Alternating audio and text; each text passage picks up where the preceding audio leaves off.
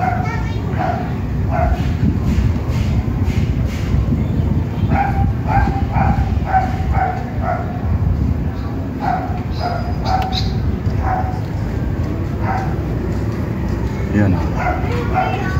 Nahihirapan ka ba sa imbodo?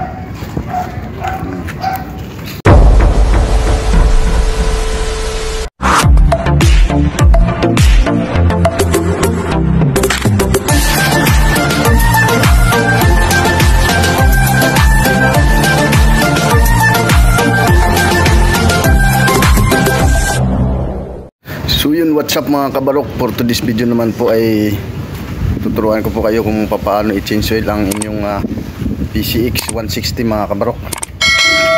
So ito po ang proseso para ma-change oil nyo. Bali sa ngayon mga kabarok is natanggal na natin ang langis mga kabarok. Ipapakita ko na lang po sa inyo ito mga kabarok.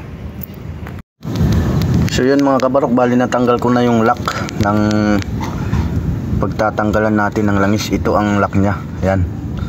So mayroon siyang sala para hindi pumasok yung dumi dyan mga kabarok. Yan, ito yung lock nya mga kabarok. Bali ito dito, dyan, yan yung outlet ng langis nya. Yan na yung langis mga kabarok. So pinatulo na natin, naantay na lang natin na maubos. Ayan, ubos na yan mga kabarok. Urong natin, pupunasan na lang natin. Tumutulo pa. Ano?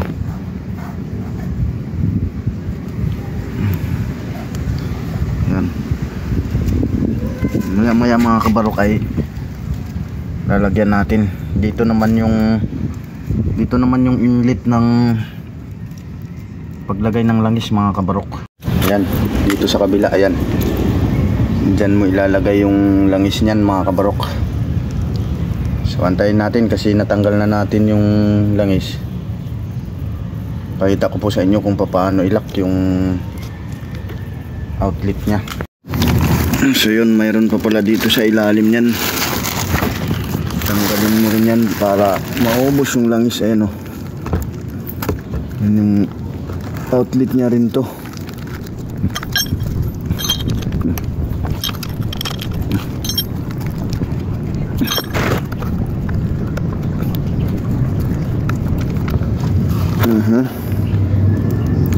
Wala na nga. So wala nang tumagas. Wala na sa ilalim dahil naubos na dito. Pwede rin dito, pwede rin doon. Tanggalin nyo.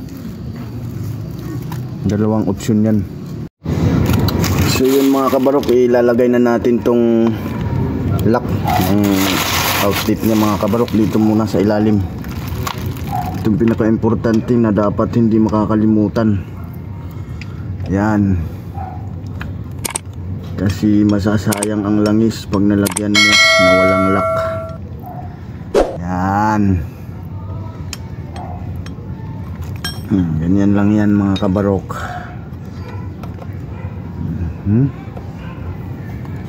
Hipitan lang natin ng konti. Yan. Easy lang ang paglalak niyan.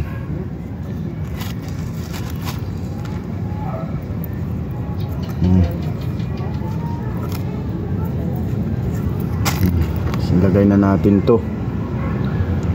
Ito, huwag natin din tong kakalimutan pag nag-change oil kayo. Lalong lalo na ito mga kabalok. Pinaka-importante na bagay sa lahat ng pag-change oil. Yan. Lalakan na lang natin.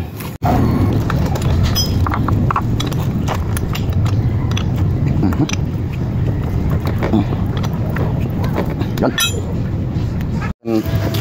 Saan naman natin yung inlet nito mga kabarok? Ito. Dito ipapasok natin yung langis. Yun. Madali lang yan pag itong ginamit mo yun. No?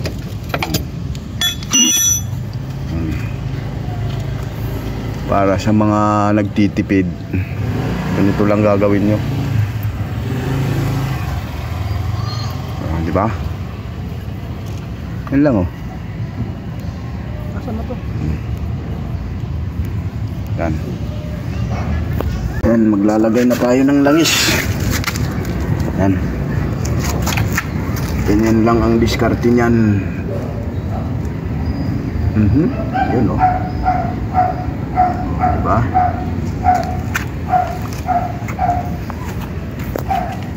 Para makatipid tayo sa libor.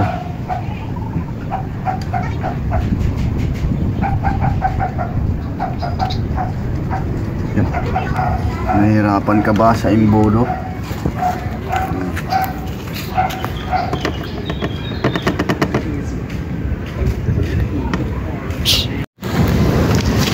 Lagyan na natin yung lock. Yan lang oh. Yan lang yung kasimple.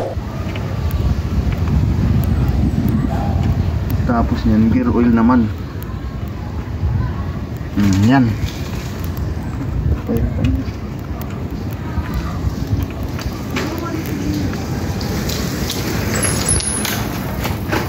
Nandito naman tayo sa gear oil mga kabarok.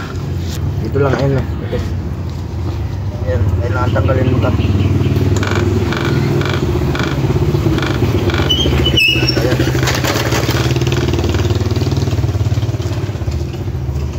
Ayan. Ayan ang pagtanggal ng gear oil.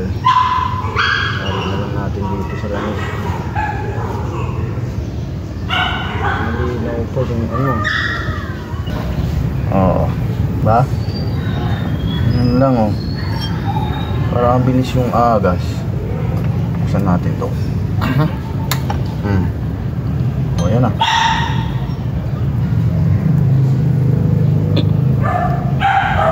Gear oil yan.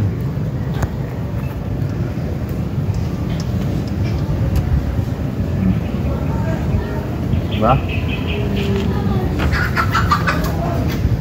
Ulit natin.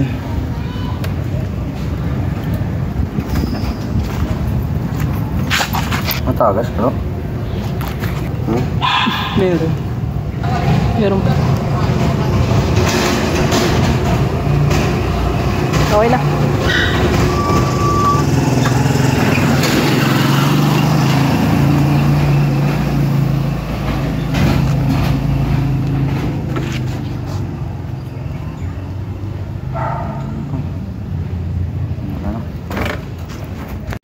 Unahin natin. Kailangan natin lakan to.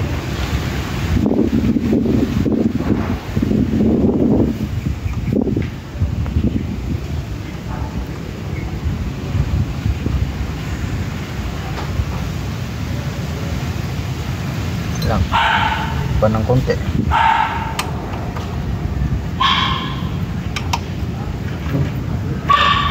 Yan. Ilagay na natin to. Yan lang oh.